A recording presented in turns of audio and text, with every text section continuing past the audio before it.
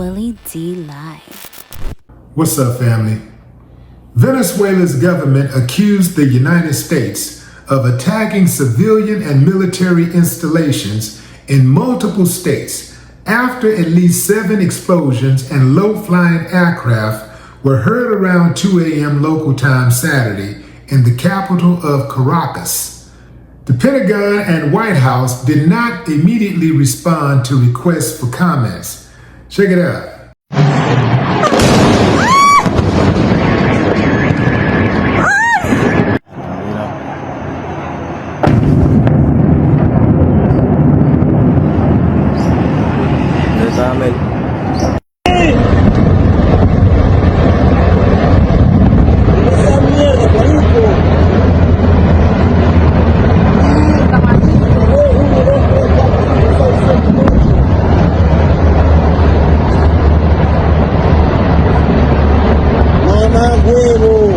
¡Qué locura! Moscaí, mira esa mierda, explotaron allá toda esa mierda porque tú no estás explotando. Mierda, marico, se prendió el peo en esa mierda, ¿oyó? Huevo.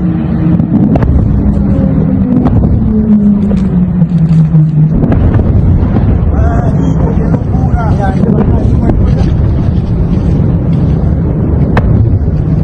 Marico, llegamos a tiempo a la casa, ¿oyó?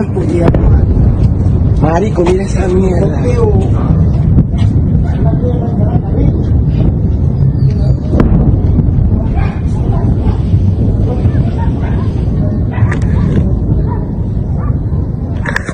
Ahí, graba ahí. Espera. Graba, marico. No, me está jodiendo. Marico, no puedo creer esta mierda.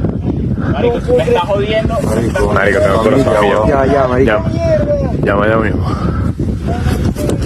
Ah, bueno, puede ser. No, yo vivo al lado de Fortuna, bueno.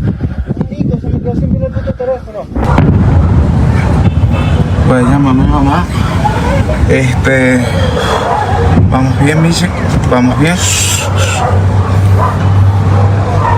Mira, mamá, huevo, estamos explotando. ¡Mamá, huevo! ¡Mamá, huevo! ¡Ay, mamá, huevo! Erga, se metieron los de la USA, papi. Los que tienen 14 años son más grandes. Ok, siguen las explosiones, se escuchan helicópteros, son las 1:58 de la mañana. Están atacando el fuerte Fiuna.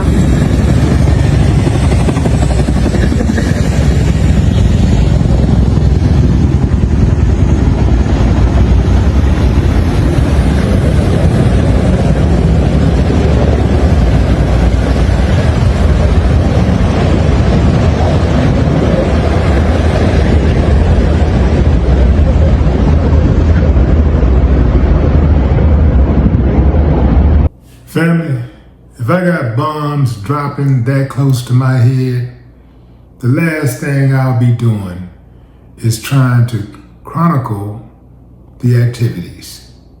I'm getting the hell up out of there.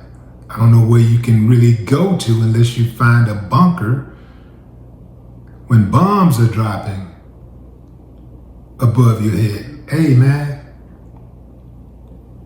what I want to know is, what did Venezuela do? Like, Venezuela don't mess with nobody. You know, they don't go around messing with nobody. So what did Venezuela do? Oh, my bad. They were self-contained, you know, they were producing their own oil. Yeah, you know, so, you know. Oh, fam, this ain't gonna turn out right, fam. This type of stuff could work back in the gap, but there's gonna be severe consequences for this. You can't go around just bombing people and invading people and taking people's stuff and not expect there to be some kind of consequences. I thought that Venezuela had worked something out with China, or not China, but I think it was Russia. Yeah, Russia. I thought they had, I read something about them working something out with Russia so that Russia could offer them some protection. But even if that was the case, it appears that Russia, played them because, Russia and the United States, well, at least Russia and Donald Trump alike, right? They're joined at the hip. I don't know what Russia has on Donald Trump, but he is like the first president that I've ever seen in U.S. history to be buddy-buddy with a Russian dictator. I've never seen that before. I mean, they're buddy-buddy. That's why he was so confident that he could stop the Ukraine-Russian war. He got a personal connect with Putin. So he thought, okay, I got Putin over here in my pocket, and I got Zelensky over here, and I know Zelensky is scared of me, and Putin ain't scared, but me and Putin do business. He underestimated Putin. He thought that his relationship with Putin was strong enough to sway Putin to do what he wanted him to do. Putin wants that land. I do believe Donald Trump is on some copycat stuff. The same way that Putin just decided that they want to take Ukraine, Donald Trump said, you know what, I'm not finna be out here all by myself. I want to take something too. So let me take Venezuela. Let me take, maybe I can take Syria. Maybe you know what, let me take Canada. Canada right here. Let me take Canada. He's been threatening to pretty much annex Canada. He's been threatening to take over Canada.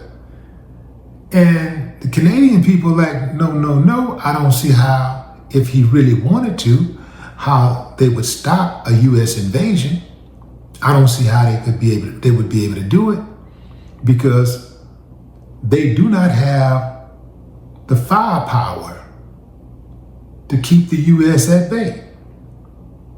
See, this is why one must fortify himself in order to take care of himself and to protect himself and his family. You're always going to have bullies in the world. And bullies see what they like, see what they want, and they don't negotiate. They don't try to make a purchase. They want it, they try to take it. So you got to be able to give them something else that go with that trying to take something that don't belong to them. You got to do that. I was watching the movie, Sarah's Oil, about the little black girl who was the richest black girl in U.S. history at one point. And they were just showing how these white folks were just taking land and killing people. They killed 2 little children, 2 Native American kids, because they wanted their land. They killed them, kids. And they were coming for Sarah. And this is a true story, Sarah Rector, look it up. I actually did another video about it. I actually took the video down that I had and I re-edited it. So you might want to check that out. But that story resonated because America just has a sordid history of bullying people, bullying nations, bullying presidents, taking whatever they want. It's like once they want it, they go in, they say, look, this is what we want to do. Ooh, you want to give it to us? Okay, sanctions. And then they starve millions of people to death. And then what they do is isolate you from the rest of the world. They tell their allies, hey, don't do business with them. And if that ally do business with them, it's going to be a problem. So they make the rest of the world cut you off. And now it's just you and your people, and you're trying to, if you ain't oil rich, if you're not mineral rich, resource rich like Africa, you know, or like the nations in Africa, you can find yourself ass out and acquiescing to U.S. demands. It's, wow, man, it's just, you know, I'm not a bleeding heart by any means, but I'm not a wicked person either. I'm not wicked at all. I do believe in giving it to my enemies, though. If I got a real enemy, I do believe in giving it to them.